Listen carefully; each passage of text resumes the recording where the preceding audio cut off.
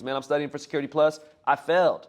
Don't be afraid to say you failed the cert. I failed certs. Like, I was the AWS security guy at this company, and I failed AWS security specialty. I was like, yeah, that. RMF professionals, GRC professionals, we take ourselves too seriously. We think other people actually care about what we do. They don't. We care. We like it. I like what I do. The engineer does not. And if you realize that they're being evaluated, they have a job. They probably have a family that they're trying to provide for. On their job description, on their performance eval, there's nothing about RMF. Every resume looks the same. Yeah. So I just look at it, and if I see just something that's a little bit interesting, I go to their LinkedIn. And when I go to their LinkedIn, I'm like, damn, nothing? Nothing. Damn. Like, I'm trying to find a reason. I'm trying to find a reason to continue going, so learn in public.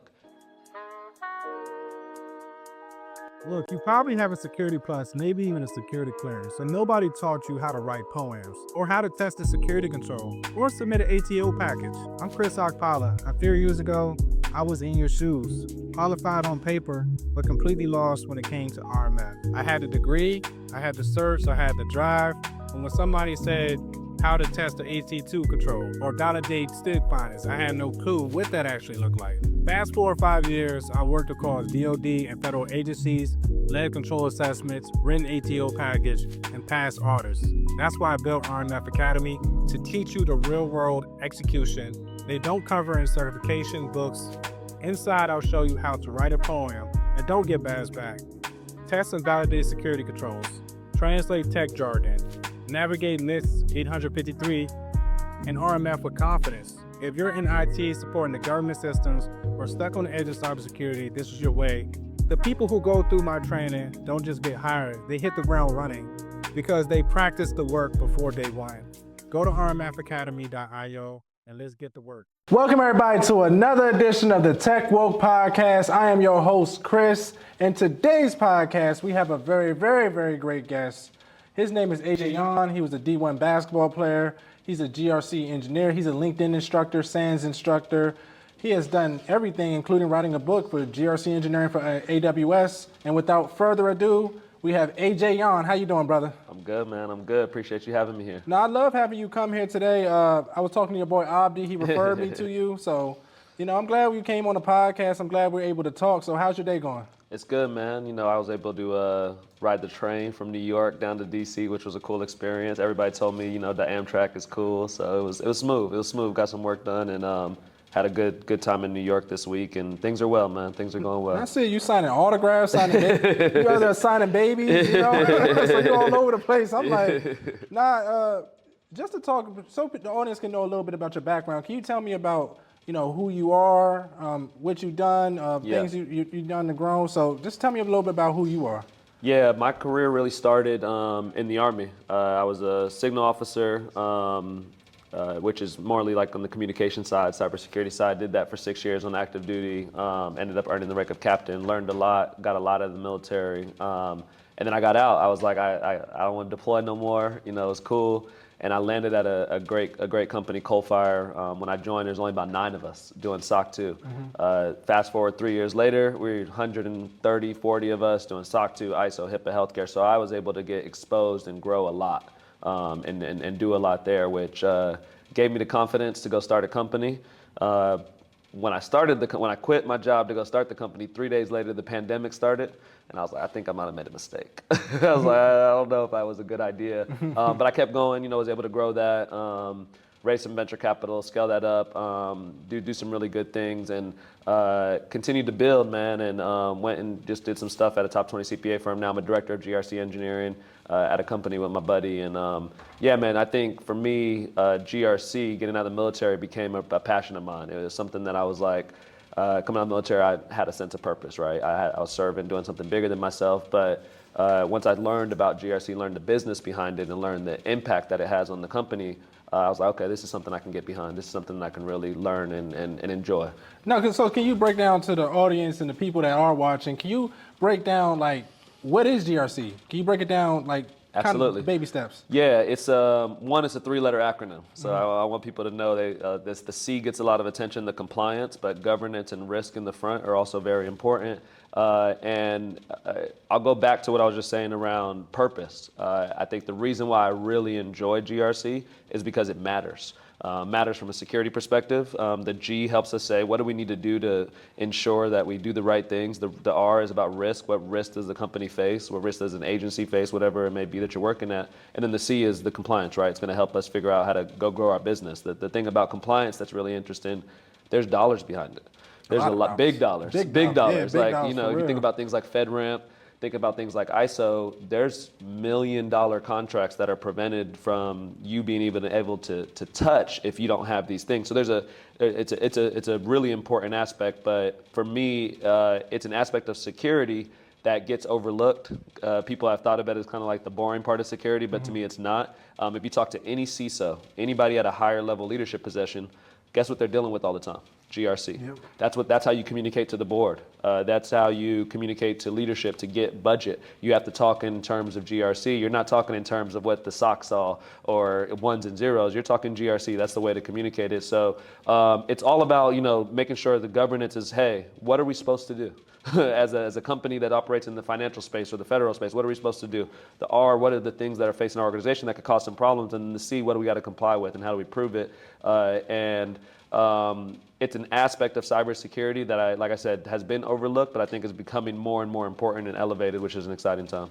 No, I love it, and we're living in an exciting time. We know with the GRC trends, you got AI. Yeah. You know, I know you taught ISO, so all these compliance. And a lot of things I've noticed, like working in the field, a lot of people don't want to follow it. Like, I feel like we're the police sometimes. Have you ever felt that?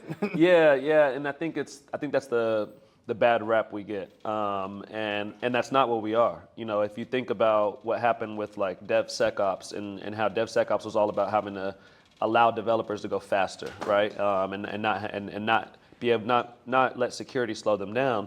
GRC is the same thing. GRC should allow people to go faster, to do things faster, and then allow them to accelerate and grow the business. So, yeah, we shouldn't be the police. I think we have, because we've created this adversarial relationship with either users or auditors or assessors coming in, and it's like, I want to make sure I don't say nothing. I got to get coached up before I talk to the assessor, but it doesn't need to be that relationship. And I think the GRC engineering stuff, getting more technical, and then also all the push right now and across the board on the commercial and the government side for automated compliance stuff is going to allow us. I think the best part about GRC for me is I get to touch every part of the organization.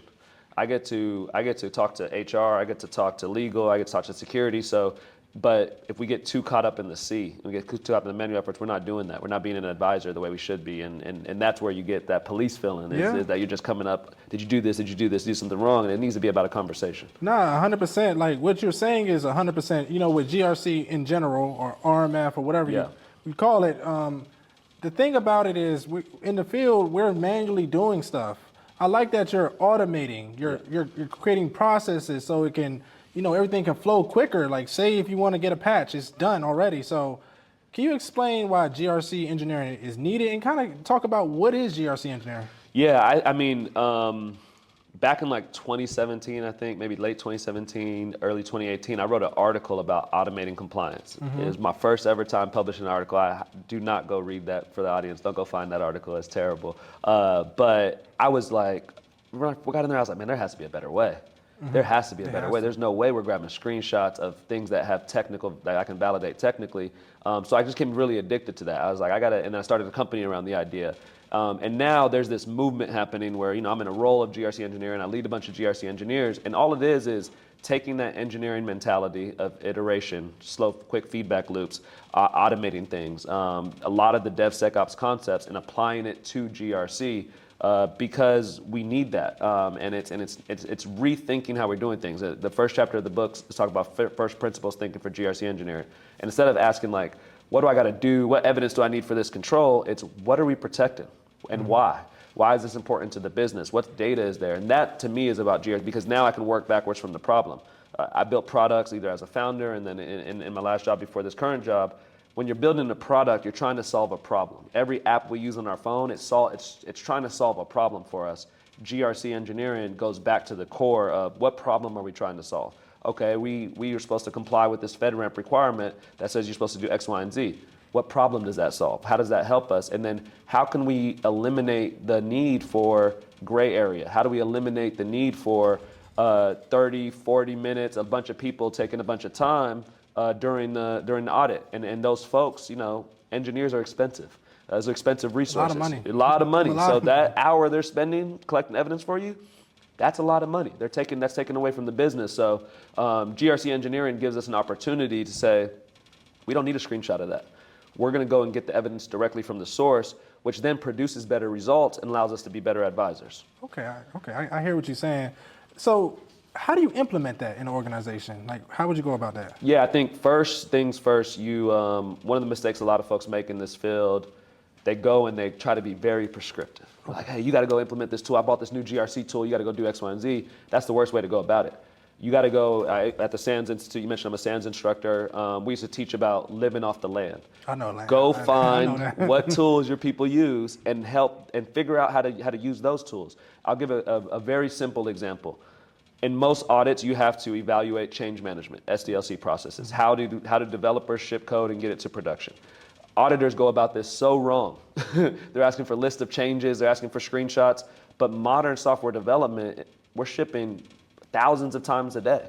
And it's using CI/CD pipelines. We're doing our SAS scans, our static scans, our dynamic scans in the pipeline.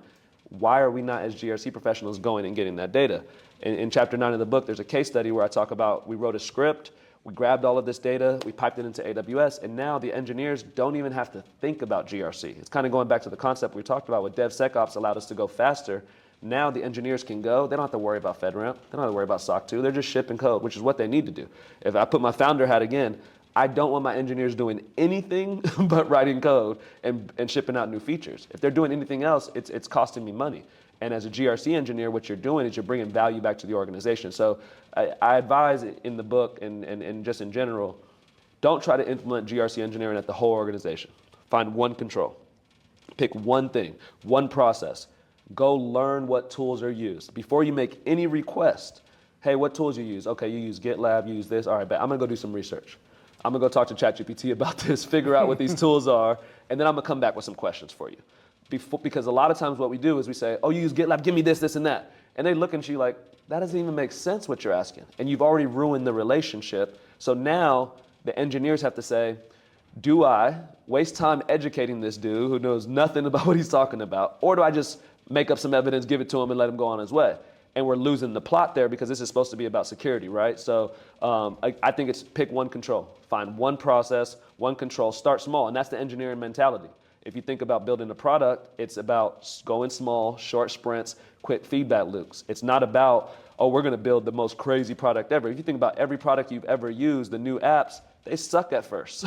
They're really bad. Horrible. And then they get better and better and better. And you have to be able to embrace that failure mentality, which engineers do, that product mindset, that engineering. And that's why I like this. I love the fact that this term and this movement has grown, this GRC engineering stuff, because if we really embrace engineering principles, the failure aspect goes away. The what about this goes away. It's like, no, I'm just doing one control.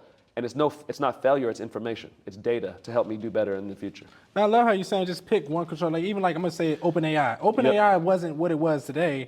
OpenAI, you couldn't even use it. Right. It was garbage. Right. So you just got to pick one control and slowly work. Because the thing that you brought up to me, we just try to see, we get a control. We just try to make it compliant. They can just make up some BS. Exactly. And we don't know if it's getting done. And then, like you said, we're not trying to take them away. We need them to work. I don't want to take them an hour at a time just to talk about something for an hour. Right. Just do your job. If it's non-compliant, it's non-compliant. Just keep it pushing. Yep. So, yeah, that's And I think the thing there, too, is that people, especially our profession, I think RMF professionals, GRC professionals, we take ourselves too seriously.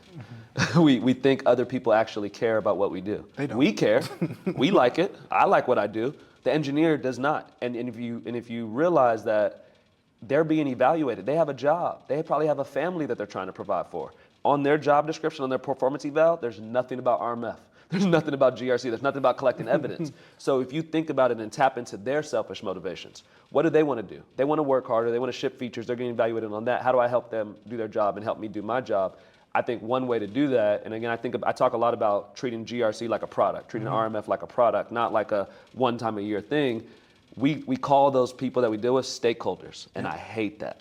I hate it. They're not stakeholders. They're users. Yep. They're users with needs. And you know, when you're building a product, you create these user personas. You'll be like Sally the scientist, age 35, she does these things, and you really lay out what are her needs, not what are her needs for the product, because you're trying to learn who they are, and then you can build a product around around who they are.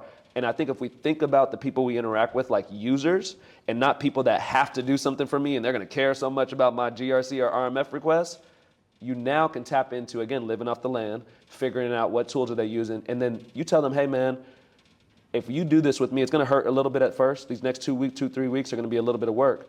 But after this, you'll never have to deal with me again. We'll never talk again. Only time you talk if you want to take me out for a drink or something, but we're not going to have to ever talk again because I'm going to set this automation up that I'll collect evidence. I'm only going to holler at you if something goes wrong. But if we understand the process, we're going to build this to where you get everything that you need to do and I get everything that I need to do. And they're going to love it. You're going to have a better relationship because you're not coming at them as, you must do this for me. And they're like, no, I don't. That's not my job. That's your job, right? And I think the other aspect is because we haven't, as a GRC, RMF, when I say we, I'm talking about our community, we haven't really invested in our technical skills. We've kind of been able to hide and say, oh, I'm not technical. I'm not a technical person. And I think that's hindered us. I think that's hindered us because the relationships that you can have by having a little bit more technical skills to learn what they're doing would be a lot stronger if you had those technical skills. And we can talk about this. I think it's a risk, right? I think it's a risk, especially with that AI and automation, and we're CEOs and everybody's hearing. Because I was going to challenge you on that. If you get a pushback, nobody wants to become technical. Yeah. I'd rather just sit here and just read, So what do you say for people that don't want to become technical? I'm very glad you asked that because every CEO, every board member right now, and you think about the headlines, they're all being told the same thing. Do more with less. AI is changing, whatever you believe it or not, that's what the CEOs and the board members are being told. So you know what that means. They're now going down to their number twos. And we've seen what happened in HR. We've seen what's going on in marketing departments. We've seen what's going on in sales departments. We're seeing Microsoft laid off 7,000 people. I've seen it. And I don't know if people saw this, like I was listening to the earnings, Satya, the CEO, said the headcount's gonna stay flat. The cost, we're still hiring at a high scale AI engineers. I hear you. We know we can do more with AI. So my thing that I keep telling people, eventually the spotlight's coming to security. It's coming to security. And if you're in security and that spotlight comes into security and you're looking across the landscape, they're going to immediately look at GRC or RMF because that's an area that is like, hold on. The one thing that AI can do very well is read and spit information out. We can say all the things that they think it can't do. It can read and spit some information out. So if only thing you're doing is reading and spitting information out, selfishly, you should feel a little bit of pressure. You should be like, I might want to know more because what I've told people is, a lot of GRC RMF professionals right now, you're middleware. You are just passing information between a technical person and an assessor. That's all you're doing. You're just passing it. AI can do that. Okay. And then I was talking to somebody earlier just in this room, and again, I have an interesting perspective because of my career, right? I was fortunate enough to be an auditor. I was fortunate enough to be an executive at an audit company. I was fortunate enough to run a company and scale that company. I was fortunate enough to be a partner at a top 20 CPA firm. So I've been in a lot of business conversations. And if I'm thinking about a team I have, right? And I got these cloud security folks that don't know anything about GRC or RMF, but they know the cloud, they know some Python, they can script. I got this GRC RMF person over here. They know GRC and RMF, but they don't know the cloud, they don't know Python. A lot easier for me to teach the cloud and Python folks the GRC and RMF stuff than the non-technical guy, the technical stuff. And if I'm being told I gotta go from 10 people to 5 people and I still need to get the same outcomes, it's a tough position to be in if you're not having something that's tangibly adding value to the organization and bringing the money back, which GRC engineering to me, as we're talking about the time people are spending, you can bring money back to the organization and now you're an asset versus a liability. Well, let me challenge you on that. Yeah. Okay, so somebody's, they don't want to, from what I've experienced from talking to different people, you got software engineers, you got technical people. Yep. Compliance is a whole different beast. You think they can understand the compliance that quickly? I would think I would trust a compliance person to train them up to become a GRC engineer. What you think on that? I think so. I was at a conference in Denver a few weeks ago, and I gave a talk on GRC engineering. After the talk, I had so many security engineers and cloud security engineers come up to me and say, "Hey, I think I do that." I think I already do that GRC engineering stuff. And they're like, should I be looking at jobs? Because part of my talk, I had a bunch of job descriptions up there, and they saw the salaries. And I was like, should I be doing that? Should I go over there? And I was like, damn, that's not what I was trying to do. Yeah. I wasn't trying to encourage y'all to come over here, but it happened. And I think, again, like, if I put, whether it's true or not, if I put my founder hat on, the learning some of the technical stuff is going to take a little bit longer. And then with the AI, I can say I can empower this dude that knows Python with AI that can tell him what AC2 means in this 853 versus telling this dude, hey, dude that never wrote a Python script in your life, I need an automation script real quick. He's going to look at me like I'm crazy. At the same time, though, I think a lot of people, when they hear me talk about GRC RMF needs to level up technically, they think, oh, I got to become a software engineer. I got to become the best at Python. No, you don't. What I'm asking you to do is be a little bit smarter about the technologies that you're assessing and that you're working with to have better conversations. And I talked about this recently this week. The skill is curiosity. Everything that I've been able to do, that I've been able to grow in my career has been about curiosity.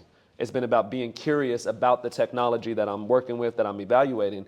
And if you're curious, you're going to get a little bit deeper than what somebody that's not curious. And I think the technical skills, and on the flip side, right, is kind of like a little bit of doom and gloom, like you better level up or it's over. On the flip side, there's an opportunity because there's not a lot of people in this GRC RMF stuff with those skills, like we were talking about earlier. Mm-hmm. So if you're one of the early ones with the skills, you're like back in 06, 07, the first cloud security engineer.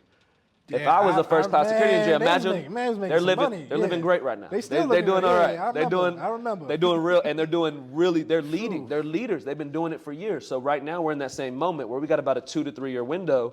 If you're early on this GRC engineering thing, if you're an early GRC professional with technical skills, you've now really separated yourself. You've really separated yourself, and now you potentially can carve out your own path. My job title right now is Director of GRC Engineering. That job didn't exist at this company. It didn't exist at this company until they wanted to bring me on. So it existed. It was brought up because of just my skill set, what I knew, and they were like, we got to figure out a way to get you over here. And now I'm leading the team, and we're just doing stuff. A lot of what we're doing is just doing stuff. It's cool because we're so early. It's innovating. We're innovating all the time. We're just making up things. And when I say that, I work at a company that we do some stuff for a lot of federal agencies. I'm doing a project for the U.S. Patent and Trade Office, the VA, and we're innovating because it's early. So yes, I think there's a window here, and once that window closes, a lot of cloud security engineers, a lot of security engineers are going to be looking over here at this GRC engineering thing, and they're going to be like, hey, that looks interesting. I want a piece of that.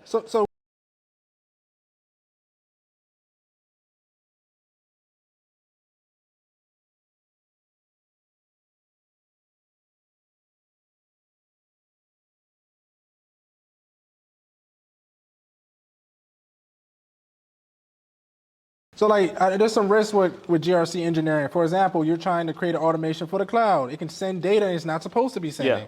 Or you can, when you're doing a GRC engineering code or something, or how are you putting it in a container? Like, how are you making it seamless? How are you making it seamless? Yeah, so I'm heavy on serverless architectures. Okay. One, because just like, if you think about all this stuff I'm talking about, automation, X, Y, and Z, it's just laziness. It's just disguised as laziness. Like, I just want to automate everything.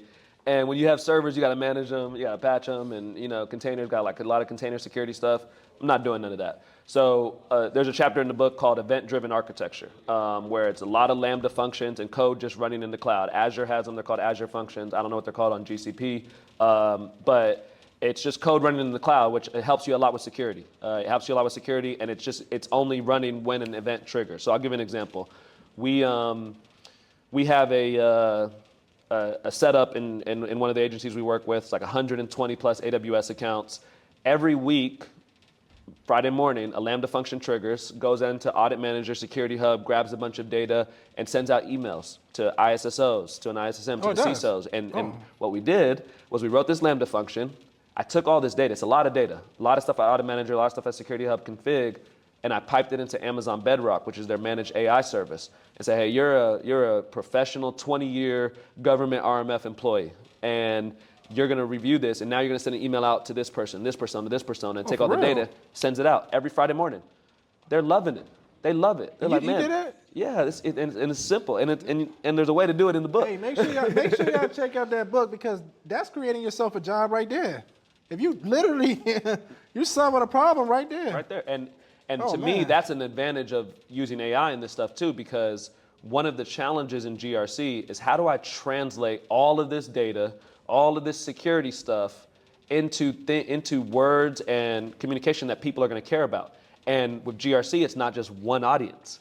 You're going to talk to the ISSO and they have this perspective. You're going to talk to the CISO, they have this perspective. You're going to talk to the tech lead on the product team he don't care about compliance. He just wants to know, what do I got to fix? What are the things I got to fix? And if you use AI, you now can take all that same data, and in a second, every week, it's automated. I'll give another example. There's a lab I have, it's public out there, anybody can go grab it, automated access review on AWS.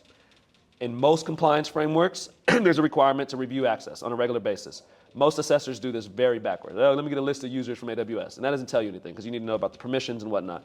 So there's this program I wrote every month, Lambda function, goes out, gets all this data, sends an email and a spreadsheet that rates out your access review and lays it out. And again, event-driven architecture. It's like, I know that I have to do this quarterly or monthly review.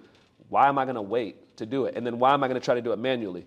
If you think about the amount of data in modern products and modern cloud systems, I don't know how you can do a good job manually. You're going to miss things. So to me, it's also a risk mitigation to try to automate this stuff to do a better job, because you're getting better data. Because I think if you're doing a lot of this stuff manually right now, you're missing things. It's too much data, too much systems, and a lot of stuff is ephemeral. A lot of stuff is spinning up and spinning down. So you're checking to see if you patched or you had the right software on this EC2 instance. That EC2 instance didn't exist 2 days ago. What about the one that existed 3 days ago that was wide open and has some bad stuff going on, and now they're in your system? And that's where we got to get into this more continuous. And you know it. You work in this space. Everybody's talking about continuous monitoring. Yeah. Everybody wants continuous authority to operate. It's just the nature of where the brains are. So again, there's like this market pressure, and then there's a gap. There's not people. There's people that don't have these skills. So it's an opportunity if you do it, and then you create things like you said, some of these things that I talk about in the book or just on LinkedIn or whatever. If you just do one of them, you're going to be set up for success, because nobody's doing it. Somebody posted recently, was like, "Oh, AJ, your book, it's good, but this seems common sense." I saw that one. It's like you would think, you know. I said, yeah, man, you would think, but nobody's doing that. Yeah. So again, if you do it, you're setting yourself up. You're setting yourself apart. So in a way, you kind of created a 200,000. I saw you reposted on LinkedIn about GRC role.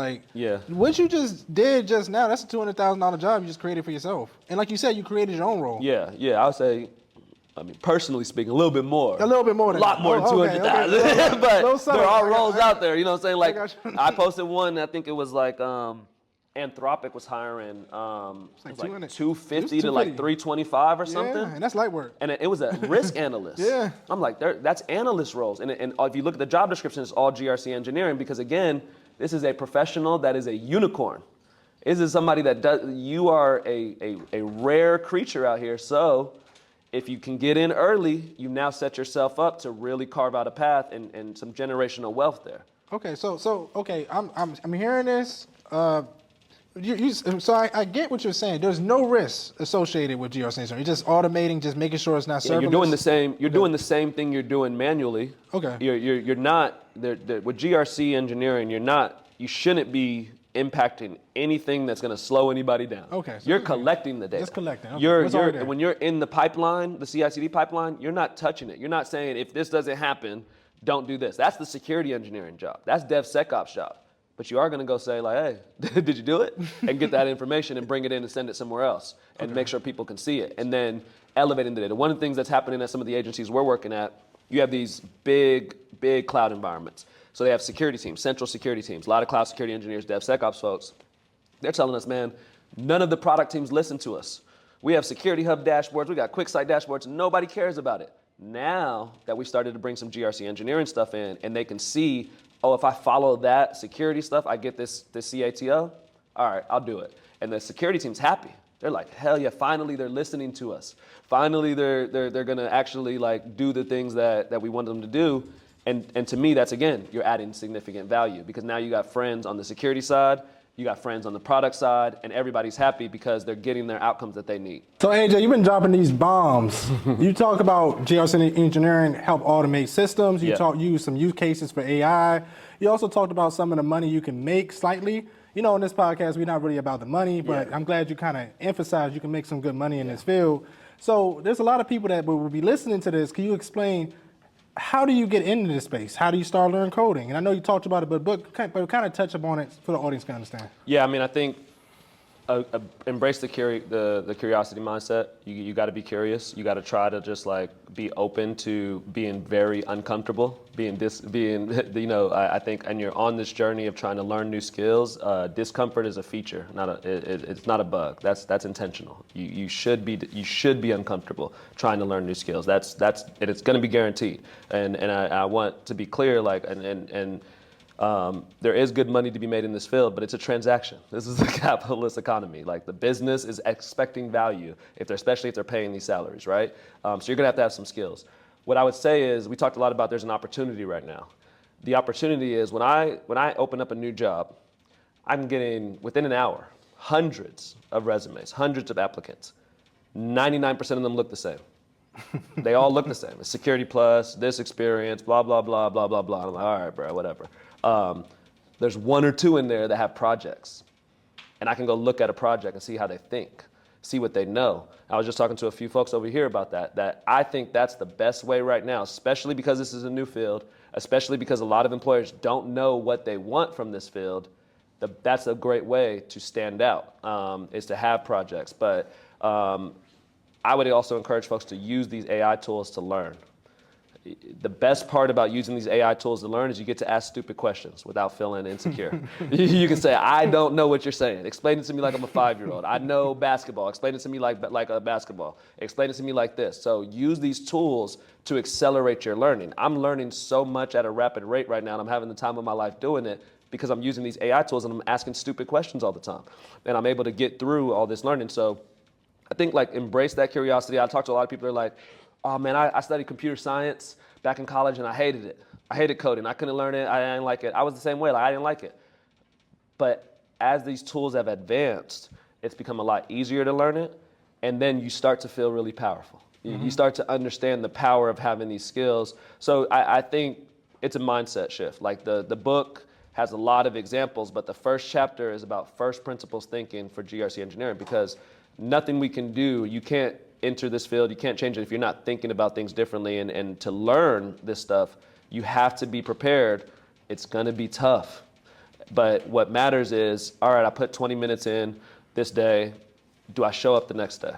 Do I put up another 20 minutes? Do I put up another? And it compounds, just like everything in life, whether investing, whether working out, whatever, it compounds. And I think too often, especially when we're trying to go on these journeys that are life-changing opportunities. Like, this is a life-changing opportunity. If someone told you could change your life in the next 12 months by just putting 20 minutes in a day, I bet you'd be willing to do it. But we get into it and it's like, this stuff's too hard. I don't understand it. It's supposed to be hard. That's so you gotta, I've really embraced this in this field, and I know you probably feel the same way, that this stuff moves too fast. Very fast. So yeah. I never feel comfortable that I know everything, and that's fine. I know that, and as a former athlete, we used to talk about this when in practice when I was at Florida State. If I'm not, go Noles. If we're not losing the ball, if we're not making mistakes, we're not going hard enough. So nowadays, when I'm doing stuff, if I'm not feeling uncomfortable, I'm not going hard enough. I'm not trying hard enough to actually learn the material because I'm staying in my comfort zone. And again, if you're trying to do something that's going to change your life, to change future generations, it's gonna be hard, and you gotta embrace that. I have a principle that I tell anybody that's trying to do anything, whether that's build your brand on LinkedIn, whether that's learning a new technical skill, whether that's anything, any goal. For the first 90 days, ignore the results. Do not care about results. Don't care about what's going on. Just focus on consistency. Focus on the habits, because way too often people start, get really excited, I'm gonna crush this, it's gonna be amazing, and then you hit that point and you're like, what am I doing? And I don't wanna do this no more. But you gotta push past that. You gotta push past that. The first 90 days, ignore the results. Just focus on consistency, focus on showing up, and not worrying about, am I getting this? Because the secret is you're never getting it. The more you know, the less you know, especially in cybersecurity, because it's moving so fast. Everything moves so fast. So I think it's a mindset. Like, obviously there's a ton of resources out there. There's a lot of things that you can do to learn this stuff. But the first thing is how you're thinking about it. You got to understand that this is going to be a journey. It's going to be tough, but it's going to be worth it. And get the GRC Engineering for AWS book by AJ Yon too. That'll help out. A little bit. Free advertisement, you know what I'm saying? But what I will say is, like the same thing, you got to ignore the results. When I first got into cybersecurity, I was making 75K. Everybody was telling me I'm making 130, 120, and I'm like, I'm getting mad. And the person just told me, the money will come. Exactly. You just got to put in the work now, and it's going to take probably a year, maybe 2. And then I say the same thing with LinkedIn. Post your projects online. I started off LinkedIn with like 2,000 followers, right? And I'm just posting stuff I'm learning. So from the results of me posting what I'm learning, I get job offers every day. Yep. I get big companies that reach out to me to, talking about things to grow their company in the RMF or GRC space. So you got to make sure that you're posting and even going live on LinkedIn. Just go live, because we're at the point now, AI, and I can tell, like, some of these posts be robotic. Man, you see the emojis, the little M dash. But go live. Explain what you do. I know you have done it. I've seen you all over YouTube, so we know what you do. So yeah, I'm a big advocate of learning in public. Yeah. Like, learn in public, because a lot of people try to show up as a full version. Like, oh, I got all these certs. I want to know about the journey. I want to know about when you were confused, because that tells me more about what type of person I'm going to be working with than the fact that you got. And again, I'm telling you, every resume looks the same. Yeah. So I just look at it, and if I see just something that's a little bit interesting, I go to their LinkedIn. And when I go to their LinkedIn, I'm like, damn, nothing? Nothing. Damn. Like, I'm trying to find a reason. I'm trying to find a reason to continue going. So learn in public. Share share when you're confused. Man, I'm studying for Security Plus. I failed. Don't be afraid to say you failed the cert. I failed certs. Like, I was the AWS security guy at this company, and I failed AWS security specialty. I was like, yeah, that don't look too good. I went back and took it. Like, it doesn't matter. Like, there's no scoreboard out here. There's nobody cares. It's just like, but learning in public shows what you're thinking, and you show the journey that you went on. You show, and they're seeing the perseverance. You're showing, you're documenting that. And I think too many people treat LinkedIn as just like a digital version of their resume. Wrong way to do it. LinkedIn is an opportunity to grow your network. And again, I'll talk, my current job that I have didn't exist, and I didn't interview for it. And the number's high. The number's high. And it's all because of a brand. It's all because I had relationships and network. And I was telling some folks just now, a lot of people talk about networking, right? It's all about who you know. I 100% disagree. It is not. Because I think it's about who knows you and what do they know that you know. I know you. I know that you know RMF. I know that you're deep in that space. So if an opportunity comes up, immediately I'm pattern matching. Our brains are just constantly pattern matching. Okay, Chris, RMF, boom, let me give him this opportunity. Oh, I know Eric who's in here, you got the business. Okay, I'm gonna help him out. I got this. It's pattern matching. So how am I gonna know what you know if I go to your LinkedIn or if I go to your resume and I don't see anything? I just see the same thing that I see on 30 other resumes. It's not standing out. But if I start to see you, I'm like, oh, Security Plus. Oh, wow. Now since, AWS, this person's grinding. Okay, I see somebody that, went from help desk to this to that. Okay, now I know there's certain skills there. There's certain skills. I was talking to a gentleman earlier who's a network engineer. Again, like, now, just because I'm pattern matching, if something comes up, I'm gonna say, Chris, what was that dude's name again? Stacy, right? Let me. Well, yeah. Stacy, can you connect me with him, because I need a network engineer who wants to do this GRC stuff, because I know him and I know what he knows. But too often we're trying to hide that. We're trying to hide and present, again, this perfect picture. I hire a lot of people. I don't want a perfect picture. I want somebody who, again, because I know you're gonna get confused. I know you're gonna get lost. I'm gonna go tell you to go do something for the customer. I'm gonna be busy. I'm gonna be on the beach away from my computer, and you're not gonna be able to reach me. And you gotta figure that out. And I wanna know that that person can figure it out, you know what I mean? Yeah. And if I don't see that when I'm hiring you, if I don't hear that during the interview process, it puts you at risk. And I think it's an opportunity, because LinkedIn is an underutilized resource. Very underutilized, yeah. Extremely underutilized resources. You talked about, I'm a LinkedIn learning instructor. I've been a LinkedIn top voice. I was in the Creator Accelerator program. LinkedIn has been great to me. And I started building my brand out of necessity. I started my company in March of 2020, and every book you read about starting a company says, get out the building, go talk to customers. Pandemic starts 3 days later. There's no building to get out of. There's nobody to go talk to. Nobody wants to talk. So I got to do something. I had like 900 connections, I think, on LinkedIn. I got to build a brand. Went in, started learning it, and it just opened up all these opportunities. And I'll tell you, one of the ways that I built my brand early, I just regurgitated information. I wasn't sharing anything new. I found an article, I would read it, I would summarize it, because most people are lazy. They're not gonna read the article. So they started treating me as the source. Like, hey, cool, all right, great. I'm gonna be the source now. I'm gonna be known as the cloud security compliance guy by just regurgitating articles I'm reading.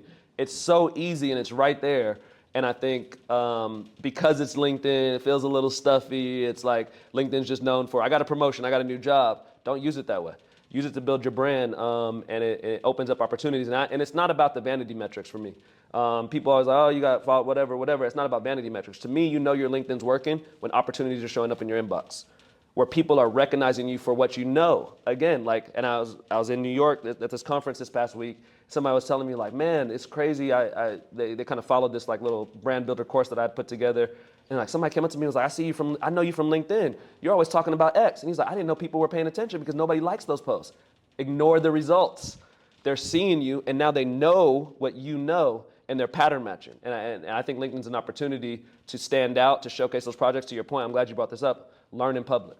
Share the wins, share the losses. You're currently studying for Security Plus. You go through a chapter, talk about it.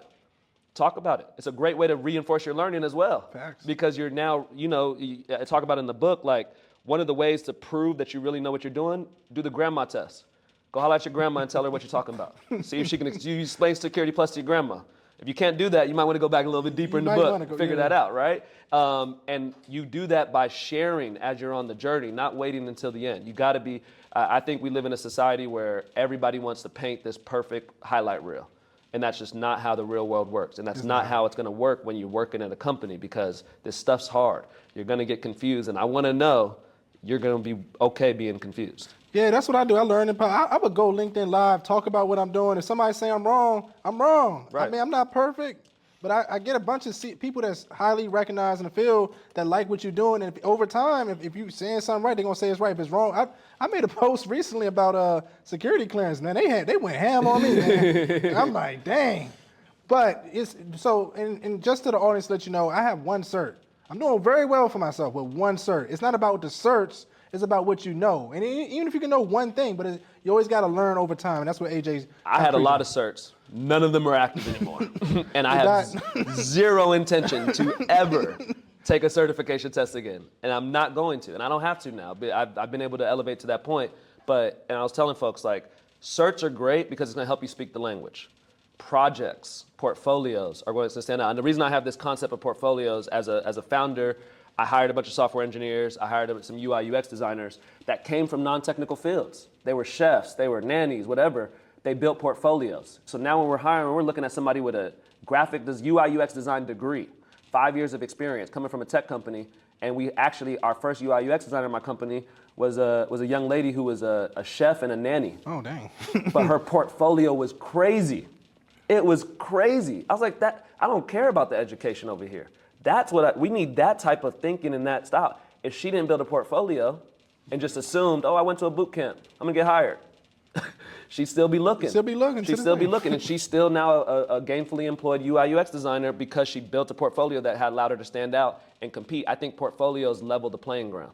It levels the field because I don't care about experience if I can see what you do and I can see how you're thinking. And I think in GRC, opportunity. Nobody's building portfolios. Again, when I'm telling you, I open up a role, hundreds within the first hour, thousands within the first day, single-digit projects. Though every single one that has a project, they'll get an interview. And I told my HR folks, if they have projects, if you see a GitHub link, let me talk to them. That's your sign. That's your signal, because everything else looks the same. I can't tell the difference. So listen to this guy. This guy hires people. Make sure you create projects, post online, create videos, do what you got to do. Because if you don't love what you do, it ain't gonna pay you. Straight up. So AJ, tell me a little bit about your book. Tell me, why did you create the book? Tell people where they can find the book. Talk about in depth about your book. Yeah. So the whole GRC engineering concept has just been a passion of mine since I got in the field. Like I said, I just felt like there had to be a better way. 2 or 3 years ago, after I sold my company and I was working, I started writing the book, but then I kind of put it on the shelf. Earlier this year, I joined this company and talked to my boy who's the CEO, and he wrote a book. He's like, bro, just write the book, just get it done. So I started writing the book, getting it done. But I looked out there and I'm looking at resources for GRC. I'm looking at, you go out, look for labs or things, and you see cloud security stuff, you see SecOps stuff, you don't see nothing for GRC. There's no resources out there for us. So we need something. I also, I love to read, I love to write. I wanted to, I've always had a desire to write a book. I have 2 kids. I got a son that's 9 and a daughter that's 7. And my son has the same name as me, so I wanted him to have something, a physical thing that his dad did that he can have, and something that I wanted to get done. But I really felt like we needed a resource out here for not only for GRC professionals just in general, but for GRC professionals to level up and get technical skills. Because oftentimes they're like, all right, the GRC engineering stuff sounds cool, but what do I do? And I didn't really have an answer before I wrote the book. And now I have an answer. And the book, my son and I both have ADHD, so when I read books, sometimes I gotta flip around. I lose a little bit of focus. Yeah, I couldn't tell. Severely. But I figured it out, and I think it becomes a superpower over time. But so the book has 4 sections because I think there's a lot of people that are picking it up, starting their career, people that already know things. The first section just explains what is GRC engineering. It's GRC engineering 101. The second section is all about AWS. What are the AWS services? Event-driven architecture, infrastructure as code. Section 3, no GRC professionals will take a deep breath when they hear this. Python, trust me, it's not that bad. You almost gave me a heart attack. Yeah, I know, it's not that bad. Dang. But I'll say, out of all the programming languages, I've done a lot in the software world. Python's the easiest to learn because it's the only one that everything's in plain English. Every other programming language has these weird words that you get very confused sometimes. You're like, what does that word mean? Python's in plain English. So if you can read, you can figure it out. That section's all about giving you the basics just to get started. And then the last section is about GRC careers. And I'm giving interview tips, talk about the portfolio, talk about how to build your brand on LinkedIn, give away a lot of the secrets and tricks that I learned there. Because I wanted people to have a resources that can kind of take you from 0 to 1, that can take you from a current GRC professional. I just need to know how do I interview. I know AWS, I know what GRC engineer is, but I need to freshen up my Python. It's probably where you're at. You're like, all right, yeah, I need to learn that. I learned a little bit of Python. You just flip right to section 3. Okay. You just go right there. So I wanted to make it modular like that, but I really wanted it, it says a hands on God. I want people to pick it up, and that's what a lot of the feedback's been is like, yo, I read the book and I can actually go do something with it. I can actually, go use it. And yeah, man, it's a labor of love. Writing a book is very difficult, especially in this field. Especially, I've been fortunate to build a brand, which means there's a lot of people that like me, a lot of people that don't like me. Yeah, I know. so they're good and bad. Yeah, they're gonna look fact check me. So I make sure it's and I followed the advice of Rick Rubin when writing it that all I cared about was being proud of what I created. I didn't care about sales. I didn't care about how many. It's just am I going to be proud of it? And I was, and the results have been amazing. I've been really appreciating the support from the community and folks reading it. And I think it's changing this GRC engineering thing from a moment into a real movement. To where now I'm a lot of CEO friends, a lot of people that run companies are like, you know any GRC engineers? And I'm trying, and I mean, if any of y'all got some skills, we could talk, but I'm trying to put a lot of my dogs on to get into this field, and I'm hitting them like, y'all gotta go because people are looking to hire right now. And I was on literally the other day on a call with CEO of a pretty large audit firm, and he was like, what should I do? And I said, you need to hire GRC engineers and embed them in your audit teams. He was like, do you know any? I said, yeah, give me a couple weeks. Give me a couple weeks, I know a few. And I'm trying to put our people on and get people in this field.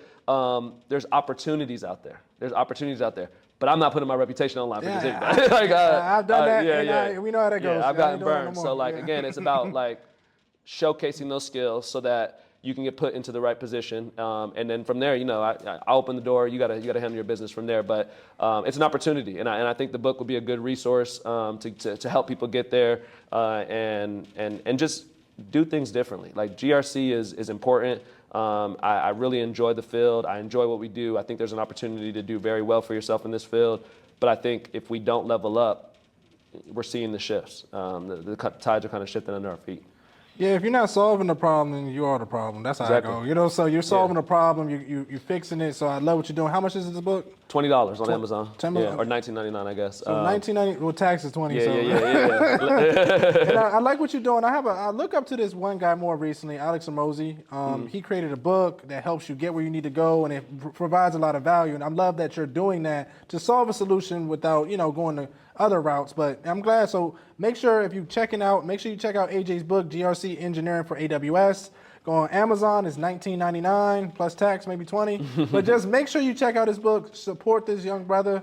He's been doing what he had to do for a long time. So just follow him and pay attention to him. And where can the audience find you with social medias? LinkedIn is where I'm the most active.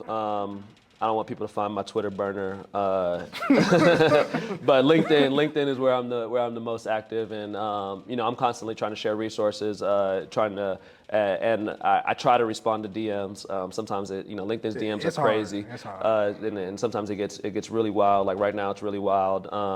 But yeah, I care a ton about trying to leave an impact, trying to inspire folks. I've been fortunate to mentor a lot of folks. The gentleman, Abdi, my boy, I love Abdi. Gentleman that That's my introduced boy. us was one of my mentees and has been able to just accelerate and grow so much. So that's what I'm passionate about. That's what I care about, man. I just want to leave an impact, and I'm hoping the book changes just one person's life and impacts them. And I think again, like the starting of a movement, and there's an opportunity, and hopefully we look up 5 years from now and we see a whole, just like DevSecOps, right? You're seeing all these roles and they're popping up. Roles are popping up. So it's an exciting time, and I appreciate you having me on. Appreciate you being here, and all the folks that are here in person as well. So this is dope. That's an honor. So let me ask you, this is just two things. Everybody that's been on this podcast, they already know what I'm about to ask. And if you're familiar, you already know what I'm about to ask.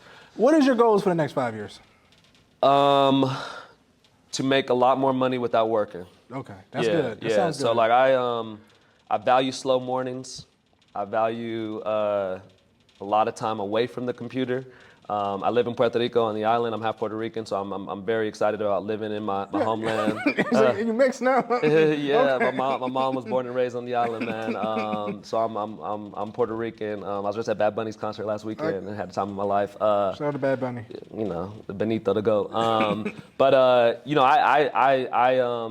I've been able to do a lot. So like now I'm in the phase of my life where I kind of feel semi-retired. Life's good, and I just want to keep that going, honestly, and continue to leave an impact, continue to help folks, and I think everything else will kind of work itself out. Yeah, skin glowing, so you just want to kick your feet up, relax, and just enjoy. Wear some open-toe chancletas. Like I only wear shoes. I only really wear shoes when I get back to the mainland. So I'm excited to get back to Puerto Rico and be on the beach tomorrow. I love that. Okay, so this is one thing. There's a lot of beautiful people in this audience. There's a lot of great people in this audience that came to support you. What is one thing you want to lead the audience with?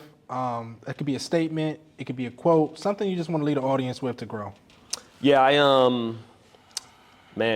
got a lot. Can I give two? Yeah, go ahead. All right. I study Stoic philosophy a lot, and one of my favorite books of all times is The Obstacle is the Way by Ryan Holiday.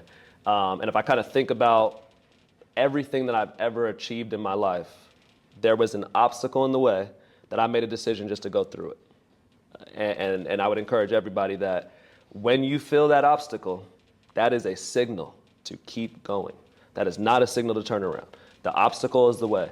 Another Stoic kind of saying that I follow is amor fati, and it means a love of fate. And a lot of people talk about that, or like accept your life, accept kind of what goes on.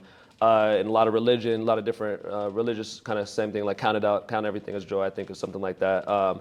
But amor fati is really not just about like accepting it, but truly loving what happens to you and shifting your mindset from life is happening to me to life is happening for me.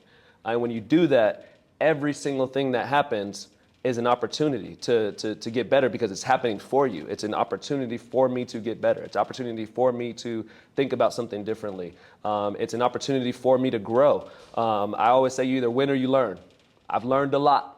I've learned a whole lot. I've been able to win a few times, but yeah, it's just a love of fate. I really believe that whenever good or bad things happen, I feel that life is not happening to me, it's happening for me. So I encourage folks, obstacle is the way. That's a signal. Go through that obstacle and embrace the concept that life is happening for you. Things are happening for you, and you just gotta be consistent. You gotta keep going. That's a good quote, and I appreciate you coming on this podcast. Thank you, AJ. Yes, sir. Appreciate you. So for everybody in the audience, just want to let you know, I want to give a couple shout outs before we end this. Shout out to Darius. Darius has been with me over a year. Darius has created Tech Woke to what it is. All that stuff you see on YouTube, it wouldn't happen because I don't know how to film. I don't know how to edit. So shout out to Darius. If anybody needs some videography work, any event work, photography, make sure you check out Darius. This man has done a lot to grow this podcast to what it is today. So I just want to shout out to Darius. Shout out to everybody in the audience for coming out and supporting this. This is hard for me to do events. I'm a very introverted person. I like to stay in my room and work on stuff, Shade knows, you know? So I just stay in the room. So I appreciate y'all coming out here, and just so we can bind and grow and put all the audience. And shout out to O for always being there for the podcast and supporting the podcast since day one. He's been there for like 20, what, you've been there 20 times now? Yeah, that's what's up. That's what's up. And for anybody that needs any RMF, I gotta do a self plug too, you know. So anybody want to check out RMF Academy, 20% off the website. So if you want to check that out, check the website out. So just to end it, and you already know what I'm about to say, for people that's been familiar with the podcast, thank you for everybody watching the Tech Woke podcast. Make sure you like the video, subscribe to the channel, comment down below, share the video. Check out techwokepodcast.com. Check out some merch. Support the channel to keep growing and get all this knowledge. Check out rmfacademy.io to get any cybersecurity training in RMF, risk management framework. That's my specialty. And remember, everybody, if you're watching, get 1% better every day. Peace out. I'll see you on the next one. Peace. Thank you, everybody.